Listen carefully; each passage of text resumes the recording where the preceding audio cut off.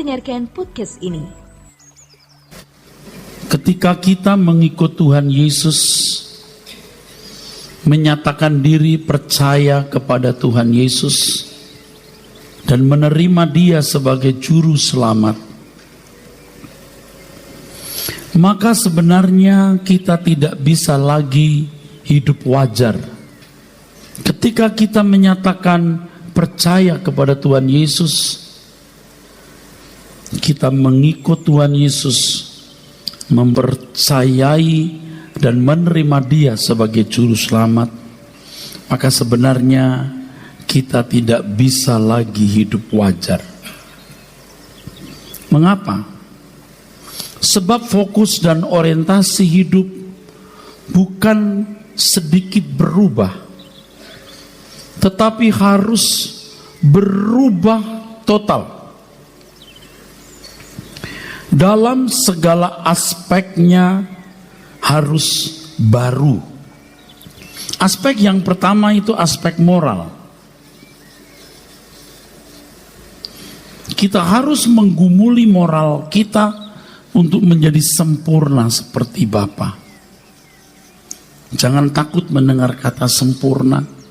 Ini sama dengan kudus seperti Tuhan kudus. Ini sama dengan tidak bercacat dan tidak bercela. Yang kedua, suasana jiwa. Kebahagiaan kita harus hanya tertumpu pada Tuhan. The Lord is my light. Tuhan adalah terangku. Tuhan adalah kebahagiaanku. The Lord is my happiness. Kebahagiaanku.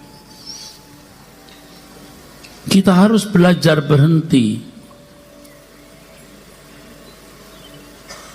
meneguk dan menikmati kebahagiaan dari sumber lain.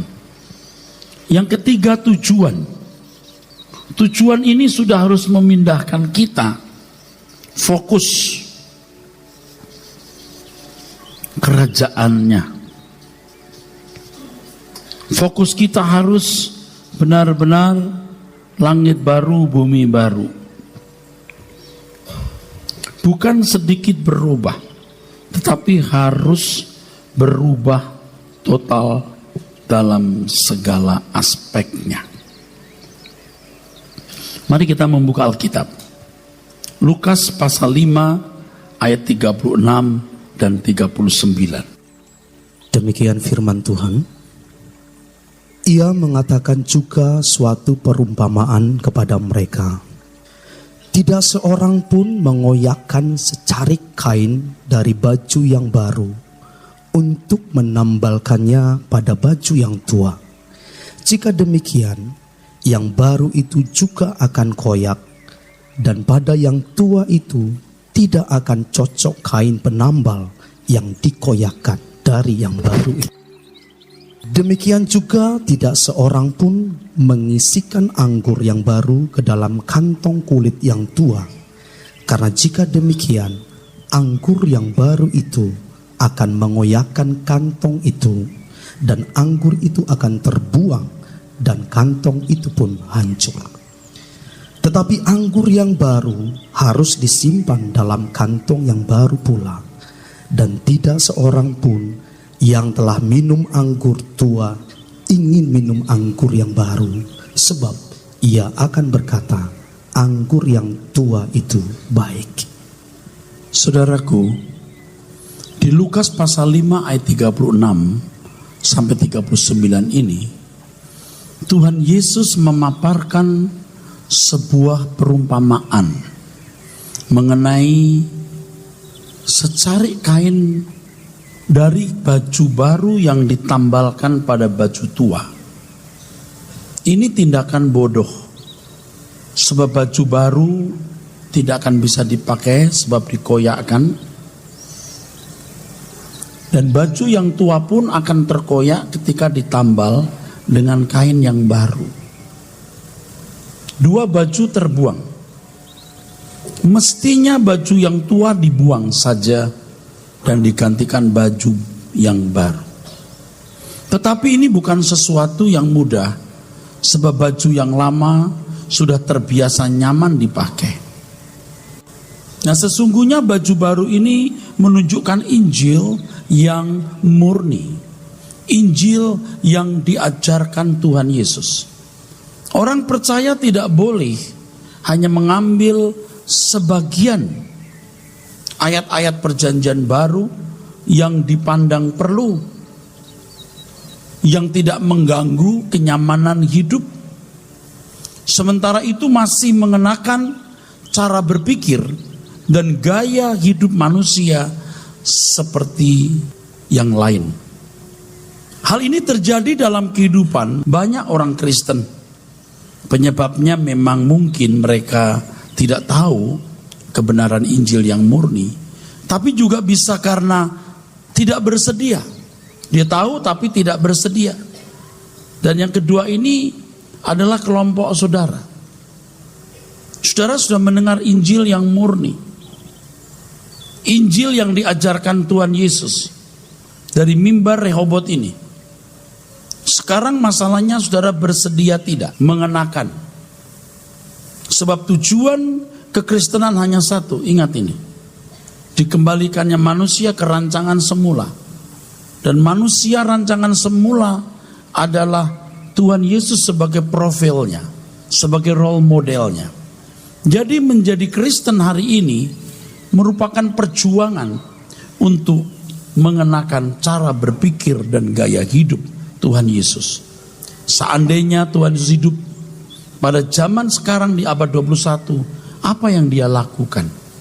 Itu yang harus kita lakukan. Itulah sebabnya kita harus belajar langsung dari Tuhan Yesus melalui Roh Kudus. Gereja hanya memberikan briefing, memberikan tuntunan yang sangat terbatas. Saudara sendiri yang harus berurusan dengan Tuhan, benar-benar bersentuhan dengan Tuhan, mengalami Dia, mengerti cara berpikirnya dan gaya hidupnya. Tuhan juga mengatakan mengenai anggur yang baru harus disimpan di kirbat. Kirbat itu kulit, kantung kulit tempat anggur. Kalau anggur baru disimpan di kirbat tua, akan robeklah kantong kulit itu, terbuanglah anggurnya. Anggur yang baru harus disimpan di kirbat yang baru. Kebenaran Injil yang diajarkan Tuhan Yesus itu sangat luar biasa. Kalau seseorang tidak memiliki sikap hati yang berkapasitas, sikap hati yang benar, maka sia-sialah kebenaran disampaikan, tetap terbuang. Inilah yang terjadi dalam kehidupan banyak di antara kita. Sudah mendengar firman Tuhan, tetapi hati saudara masih saudara lekatkan dengan dunia. Saudara tidak bisa menerima Injil secara utuh.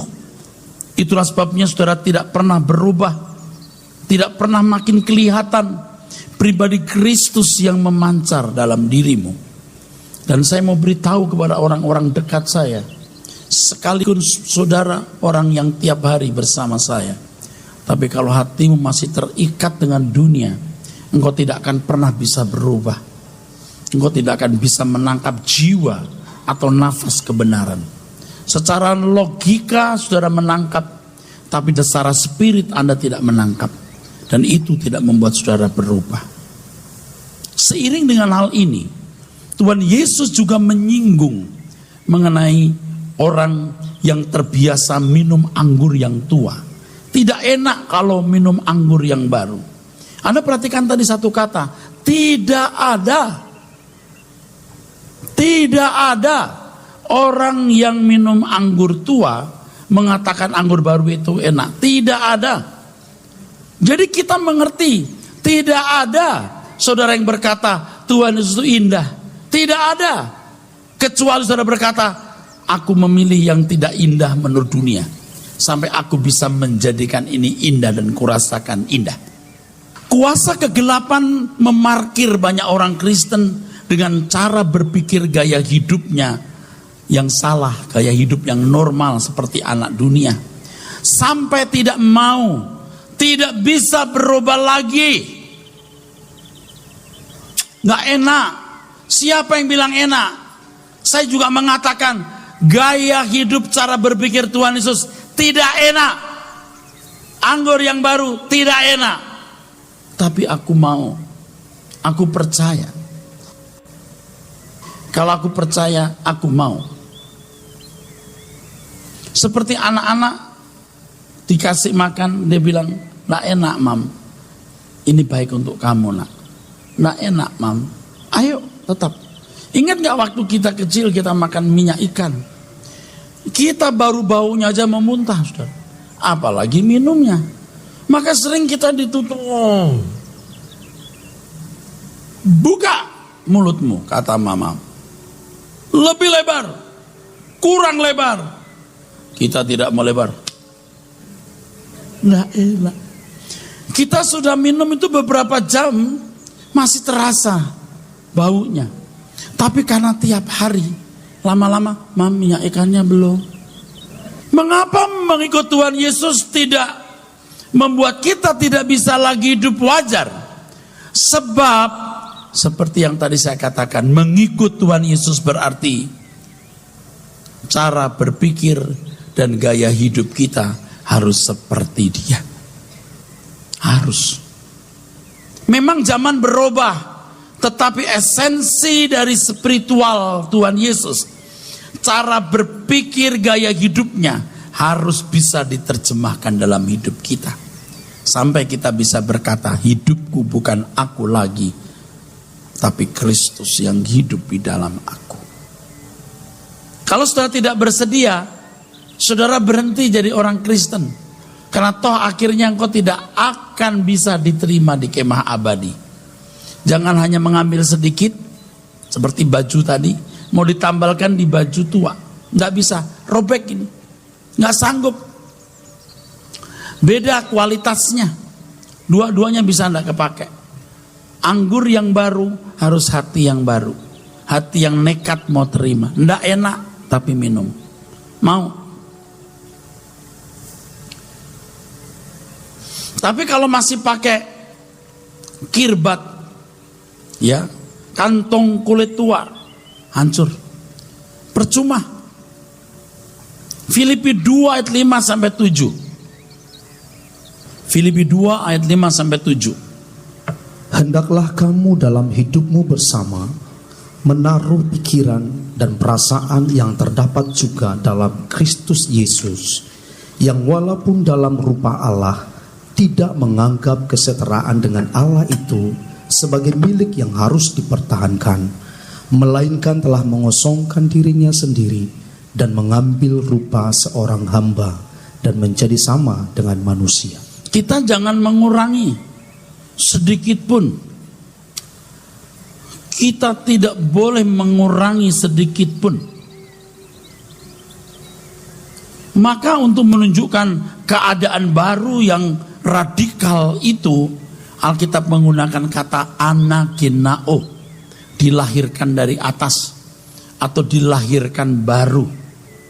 Nah, menyedihkan banyak orang Kristen yang merasa sudah lahir baru karena sudah bermoral lebih baik dibanding dulu, merasa bermoral lebih baik dibanding kehidupannya yang lampau.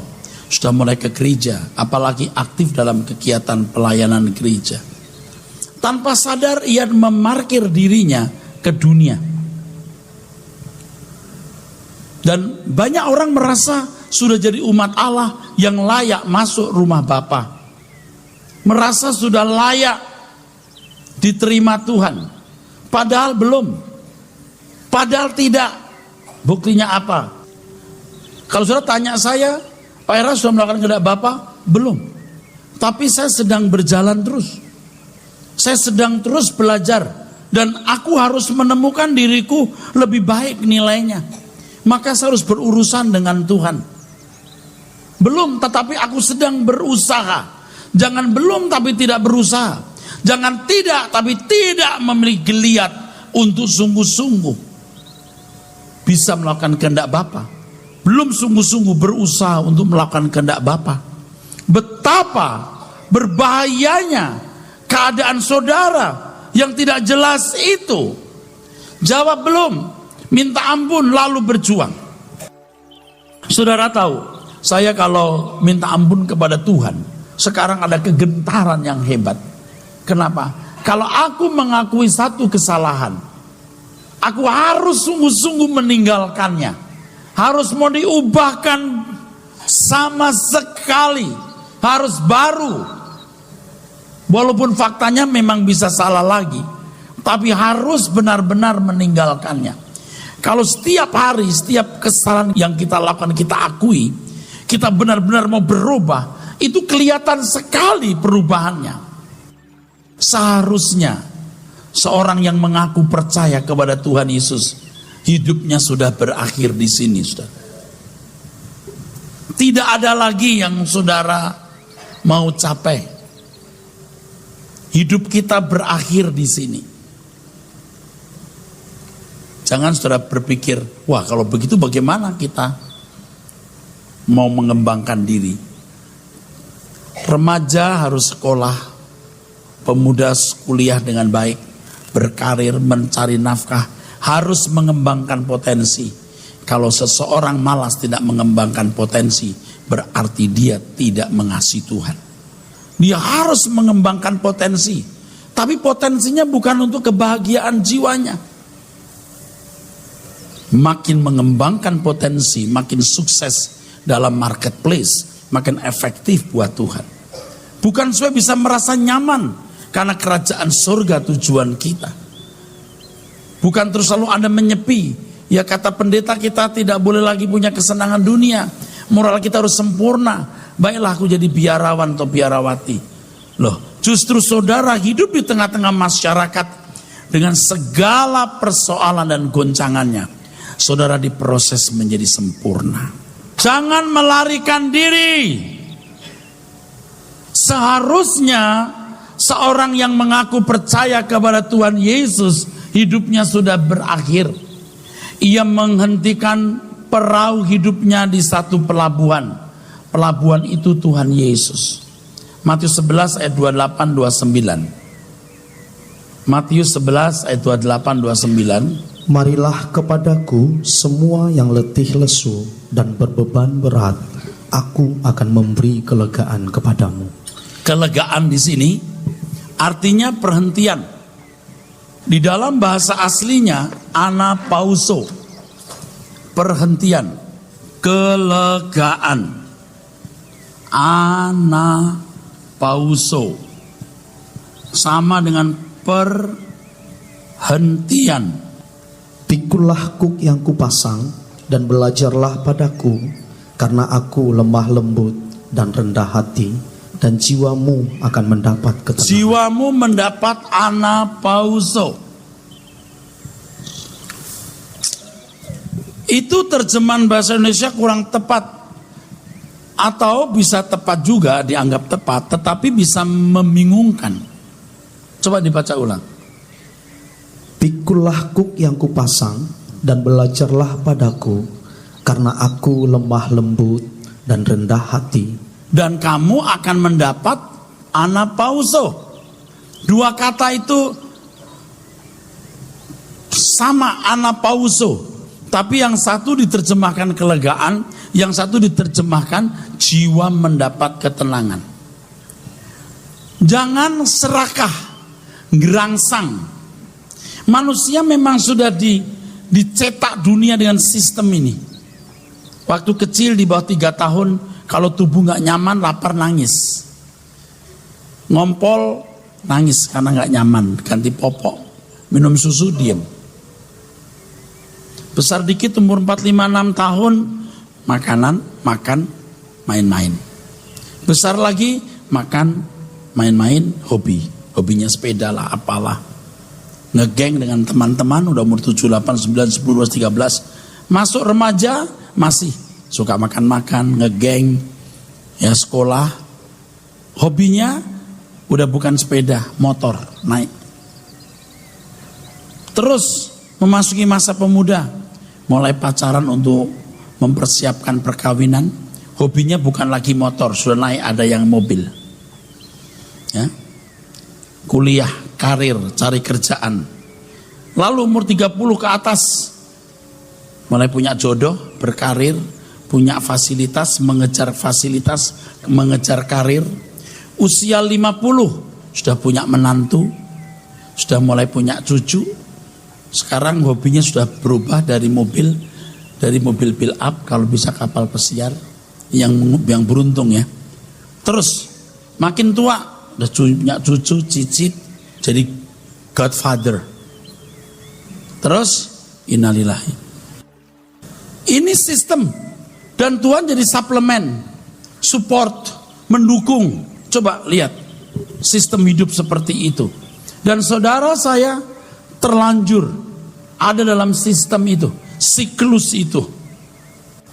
Mengikut Tuhan Yesus harus meninggalkan segala sesuatu, meninggalkan kewajaran hidup manusia di sekitar kita, dan konsekuen belajar memiliki cara berpikir dan gaya hidupnya Tuhan Yesus. Perubahan yang dituntut untuk dapat dialami orang percaya adalah perubahan secara radikal dan total. Oleh sebab itu kebenaran ini harus diajarkan sejak sekolah minggu. Memang tentu dengan bahasa anak-anak, bahasa remaja, tapi intinya ini, jangan menyamakan kekristenan dengan agama. Kalau Anda berkata, Pak, kalau begini siapa yang mau ikut? Tuhan selalu menyisakan orang yang mau. Harus mulai sekarang. Saya itu hampir gak selamat, saudaraku.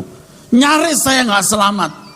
Walaupun saya sudah Kristen sejak kecil, sudah melayani jemaat lebih 35 tahun. Tapi saudara, saya nyaris tidak mengerti ini. Tahun-tahun belakangan ini baru saya memahami bagaimana saya mengejar kesempurnaan. Masa transisi yang saya lewati, saudaraku, itu luar biasa. Luar biasa.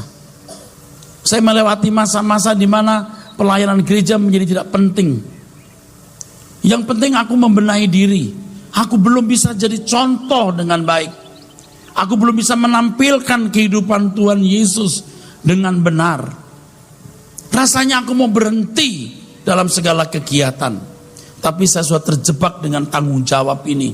Saya jalankan. Suasana jiwa. Dulu saya dibahagiakan oleh fasilitas, oleh jemaat, oleh kegiatan. Nggak boleh. Itu salah. Tuhan kebahagiaanku. Saya persoalkan, Tuhan, kenapa banyak orang tidak siap mati? Saya juga. Kenapa aku tidak betul-betul siap mati, Tuhan? Lepas gitu. Saya kenali diri saya. Kenapa, Tuhan? Jawabannya adalah karena Engkau masih menginginkan sesuatu yang bisa membahagiakanmu. Sungguh, saudaraku, saya berdoa, Tuhan, apa yang harus kulakukan untuk memenuhi rencanamu? Aku mau melakukannya. Suatu hari ada satu suara yang begitu menggetarkan jiwa saya. Kalau kamu, ku beritahu rencana-rencanaku, kamu bersedia melakukannya? Saya berdoa berulang-ulang, berkali-kali lagi, bukan satu hari. Ya sudah termasuk sering. Begitu saya mendengar suara itu, gentar saya. Kalau ku beritahu rencanaku untukmu yang harus kau genapi, kamu bersedia melakukan? Saya gentar. Akhirnya saya lakukan dulu, ini sebenar dulu, ini benar dulu. Saya pindahkan dulu hatiku dalam kerajaan Bapa di sorga. Baru saya siap. Baru saya siap. Jadi bukan kegiatan gereja dulu. Oh, visi punya jemaat jumlah ini. Oh, punya cabang sekian. Enggak. Benahi dulu. Saya juga tidak mau menjadi munafik, saudaraku. Apalagi lagu-lagu yang saya tulis, lagu-lagu yang ke arah kerajaan surga. Bawa aku ke sana, ajar aku setia, mengerti semua maksud dan jalanmu.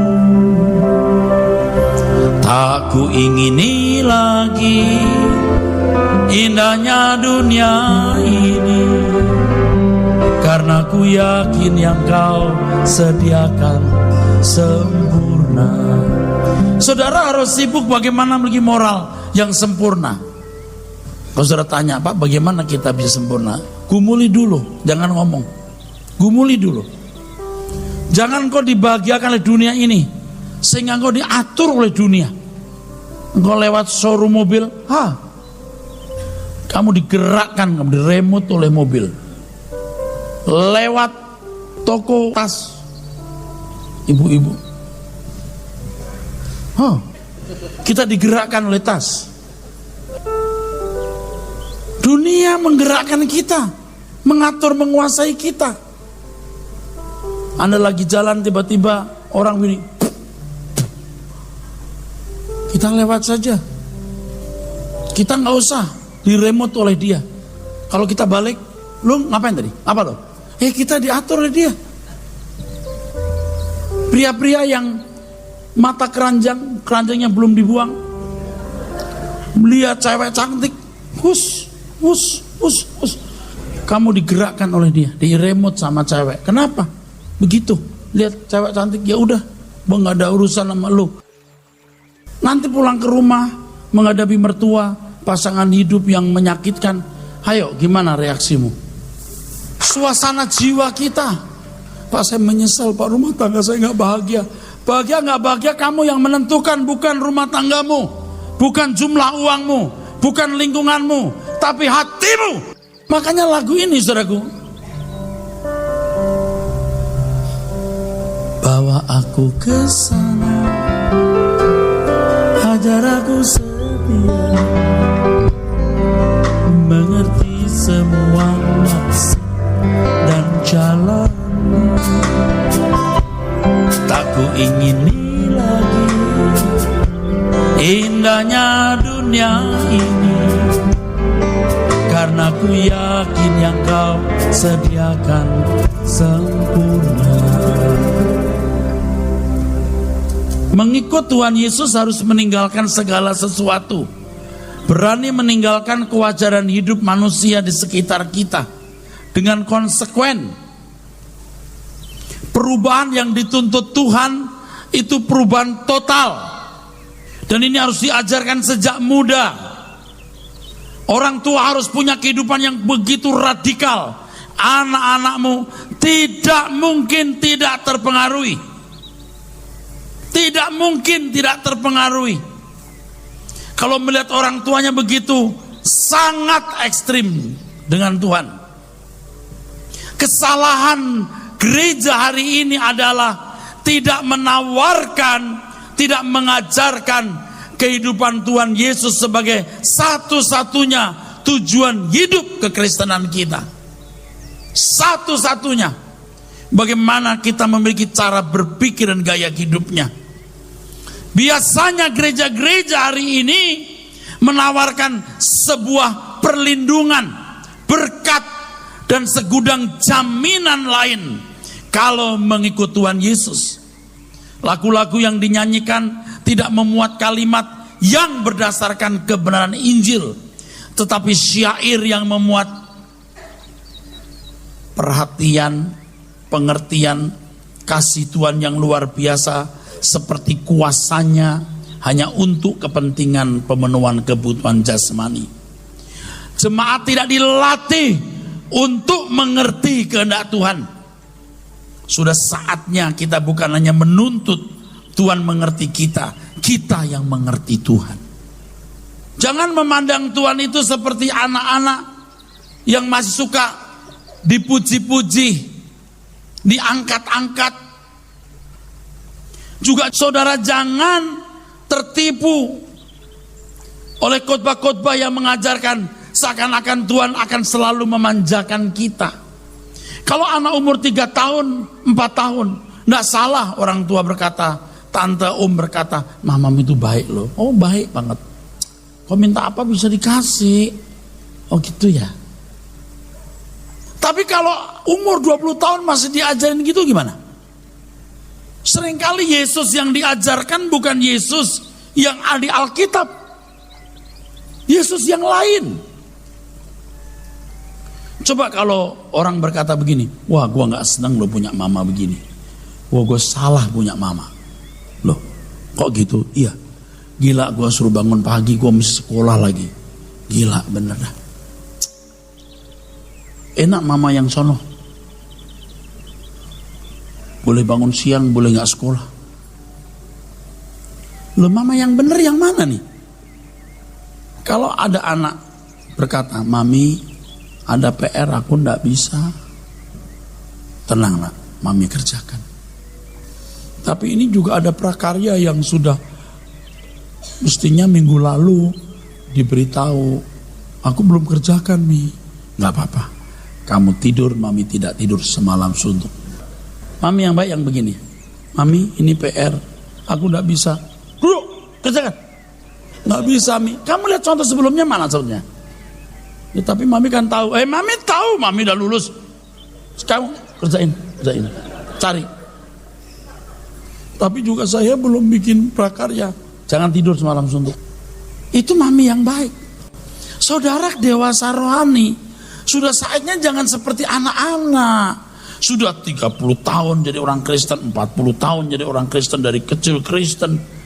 Masih mendayu-dayu begini. Ketika aku susah, Ia menghibur aku. Dalam kelemahan Tuhan kuatkan aku.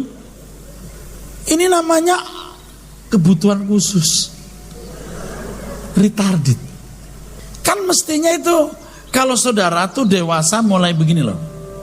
Dengan apa ku balas kebaikan-Mu Tuhan, serta segala kemurahan-Mu.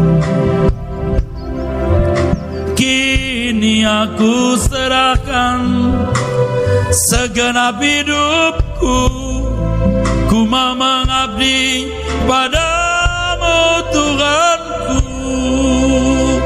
Mesti begitu.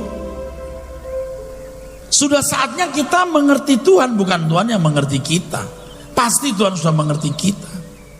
Yesus yang ditawarkan sering sebenarnya bukanlah Yesus anak Allah yang menjadi manusia, yang mati di kayu salib, yang harus kita teladani tindakannya. Hiduplah kamu seperti Dia, meninggalkan kemuliaan, mempertaruhkan segenap hidup tanpa batas untuk Bapa di surga. Ya mesti begitu. Kalau saudara membaca Alkitab di 2 Korintus 11 ayat 2 sampai 4, Galatia 1 6 sampai 10, itu ada Injil yang lain, Yesus yang lain. Banyak orang tertipu dan tidak mengenali penipuan tersebut, sebab mereka yang mengajar juga menggunakan Alkitab, padahal mereka tidak mengajarkan Yesus seperti yang dikatakan dalam Injil. Yesus yang mengosongkan diri, Yesus yang menumpahkan darah, Yesus yang mengampuni musuh-musuhnya. Dan kita harus meneladani sosok ini. Banyak orang Kristen salah mengenal Yesus yang sejati, sampai tidak mampu lagi mengerti.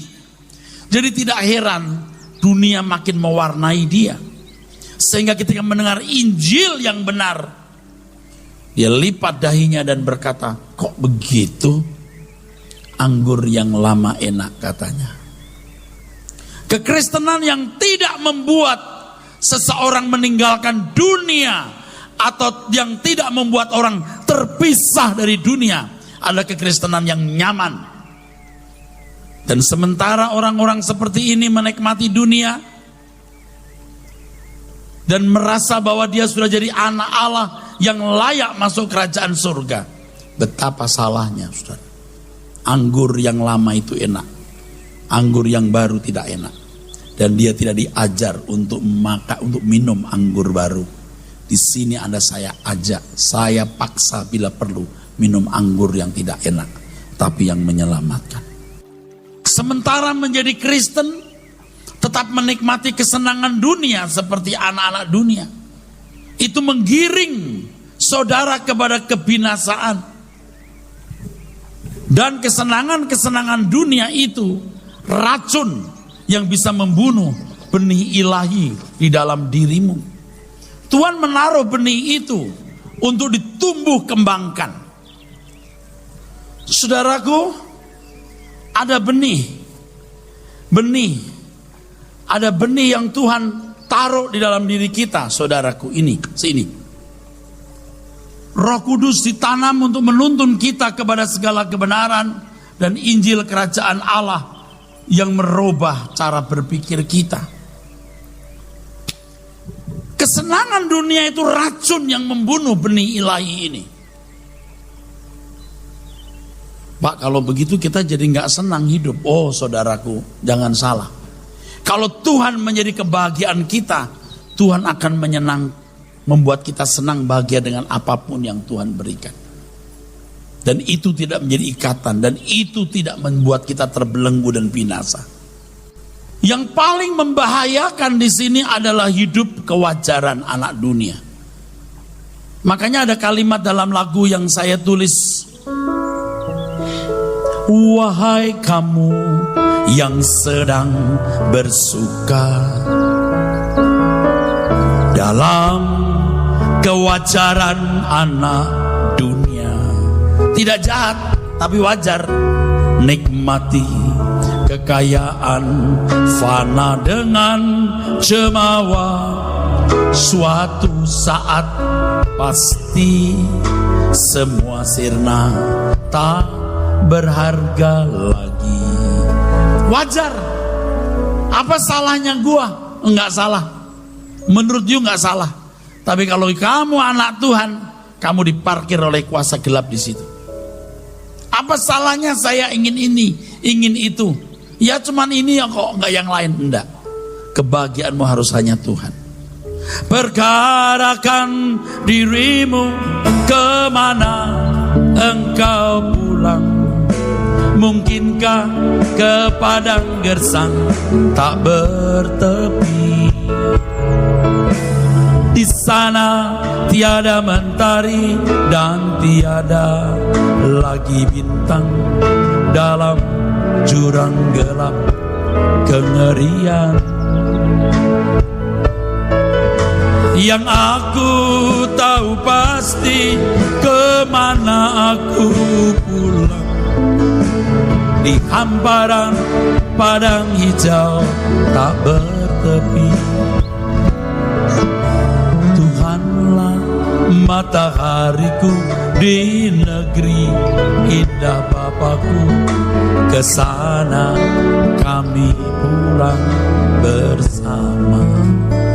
Khotbah seperti ini, jujur saja saudara, rasanya sulit keluar dari kerongkongan saya. Rasanya sulit untuk disampaikan saudaraku. Siapa yang mau mendengar? Ini weird, aneh. Tetapi sesungguhnya inilah kebenaran yang Tuhan Yesus ajarkan. Inilah Injil sejati yang Tuhan Yesus berikan kepada kita. Dan betapa sulitnya menjelaskan hal ini kepada saudara yang tidak siap menerimanya. Kirbat kantong kulit yang lama sulit menerima anggur yang baru. Bagi orang yang memiliki hati yang siap untuk diajar, firman Tuhan ini akan menggirangkan saudara. Tetapi bagi yang tidak siap, ini pemberitaan firman yang menyakitkan. Kalau you tidak mau berubah, yang melakukan kehendak Bapa itu yang diterima Tuhan. Apa ruginya saudara nurut? Apa ruginya saudara menjadi anak-anak Allah yang memikirkan apa yang dipikirkan oleh Allah? Saya berkata tulus, dan ini keberanian untuk jujur. Saya nyaris gak selamat saudaraku. Tahun-tahun belakangan ini saya mengerti hal ini. Beda sekali saudara. Saya sempat mengalami transisi. Rasanya kok tidak bersemangat untuk mengerjakan pekerjaan gereja. Karena aku sendiri merasa kok belum jadi contoh yang benar. Bagaimana Tuhan Yesus hadir di tengah-tengah masyarakat. Saya berjuang untuk ini saudara. Dan ketika saya belajar terus, baru Tuhan mempercayakan proyek-proyeknya. Sebenarnya juga saya nggak mau capek, saudaraku. Ngapain mikir Mentawai, Oibelo, Kupang, Waingapu, Palangkaraya? Ngapain? Nggak nyaman hidup. Belum lagi orang-orang yang kadang-kadang menyusahkan rasanya. Tetapi setiap kali saya bersungut-sungut, saudaraku, ada kalimat yang saya dengar. Aku titipkan orang ini kepadamu. Dengan proyek-proyek pelayanan itu, uangku sendiri juga harus keluar. Dan saya juga berurusan dengan Tuhan dan berkata, Tuhan, kalau nanti ada apa-apa rumah tanggaku, keluargaku, diriku, gimana? Kalau ada suara yang saya dengar di hatiku, emangnya besok kau masih hidup? Cukup itu membuat saya diam. Tetapi Tuhan, nah ini kita kan mau debat-debat juga, saudaraku. Orang kan mesti punya simpenan lah, asuransi. Aku mengajarkan begitu kok, aku sendiri ceroboh begini. Nah, jawaban ini membuat saya menangis. Tapi kamu khusus, kamu istimewa. Sebab saya mengajar, saya harus berani habis-habisan, baru pecah hatiku dan mengenali kebenaran. Dan ajaibnya aku tidak pernah kekurangan. Saya paling tidak bisa memahami rahasia kehidupan. Jangan menghabiskan hidupmu untuk kesenangan dunia yang tadi, dari mainan, hobi, terus sampai mati tidak punya apa-apa. Celaka, saudara. Itu kewajaran anak dunia. Saya persoalkan kok, Tuhan, kenapa orang tidak siap meninggal? Saya juga baca diri saya sendiri, kok nggak penuh bulat gitu siap meninggal? Karena kau masih punya kesenangan. Lalu ketika saya persoalkan bagaimana aku bisa tidak punya kesenangan, nekat. Dan hari ini saya mendapat firman yang luar biasa. Kalau orang sudah melihat Tuhan, itu kematian tidak menakutkan. Kita baru benar-benar bisa berkata, yang aku tahu pasti kemana aku pulang, di hamparan padang hijau tak bertepi. Tuhanlah matahariku di negeri indah Bapakku, kesana kami pulang bersama. Nanti kalau sudah di ujung maut, ketika Anda meregang nyawa mau mati, baru tahu bahwa yang saya katakan ini benar. Di dalam satu pernyataannya Tuhan Yesus berkata, kamu memikirkan apa yang dipikirkan manusia. Apa yang dipikirkan manusia bukan yang dipikirkan Allah. Dan itu menjadi batu sandungan bagiku. Matius 16 ayat 21 sampai 23. Menjadi batu sandungan artinya mengganggu Tuhan yang sedang mau mengubah kita. Kesenangan hidup harus hanya diarahkan satu, Tuhan. Mengenal cara berpikirnya, mengenal gaya hidupnya. Dan kita harus menjadikan bahwa itu satu-satunya yang bernilai, yang kalau ku capai, aku menemukan sukses dan menyukakan hati Bapak di sorga. Bapak Ibu jangan terus jadi pesimis, Pak. Kalau hidup cara Pak Eras begitu, bagaimana kita bisa senang? Oh Pak, Bu, kita bisa menikmati hidup.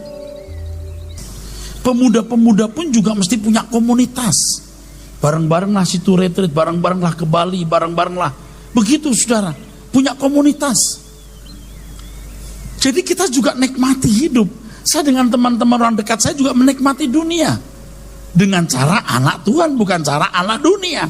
Pemandangan alam diciptakan Tuhan untuk dinikmati. Makan minum juga dinikmati, saudaraku. Tapi tidak terikat dan tidak terbelenggu di situ. Menikmati keluarga, menikmati seks dengan pasangan hidupmu, itu dinikmati. Jangan ada berkata, waduh kalau kayak Pak Eras begitu udah jadi biarawan semua kita. Oh, biarawan sembunyi sono di ujung kolong, tahu?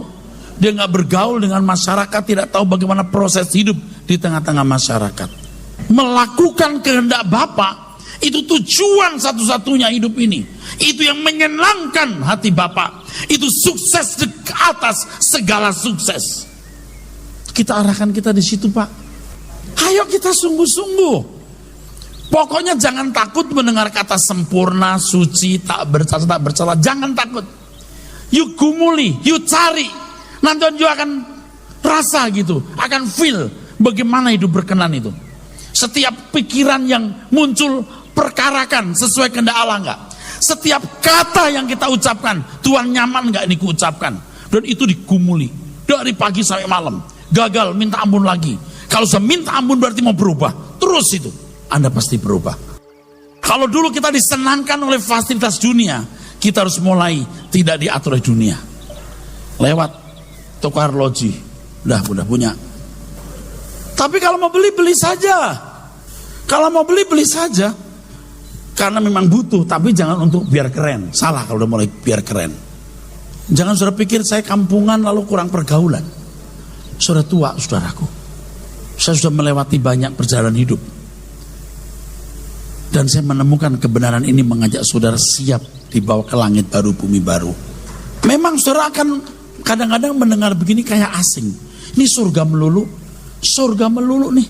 Kita masih di dunia. Siapa yang ngomong gini? Yang ngomong gini siapa? Saya mau tanya. Tanya apa? Berapa umurmu? Ya kita sih belum tua Pak, baru 50. Belum tua sampai 70 kau masih hidup. Saat itu 70 tinggal 20 tahun. 20 tahun cepat sekali. Kita hidup untuk sungguh-sungguh persiapan di kekekalan. Saya kira saudara sudah jaranglah gereja seperti ini. Bukan sok, udah jarang. Ini kalau saya pakai perasaan juga saya kadang-kadang gak mau keluar ngomong begini. Kayak saya berat gitu ngomong begini. Kayak aneh gitu. Ini pendeta kayak orang sakit jiwa. Kayak psikopat gitu. Kalau Tuhan Yesus hidup pada zaman sekarang Pak, dia khotbah seperti ini. Ini yang dikhotbahkan Tuhan Yesus Pak.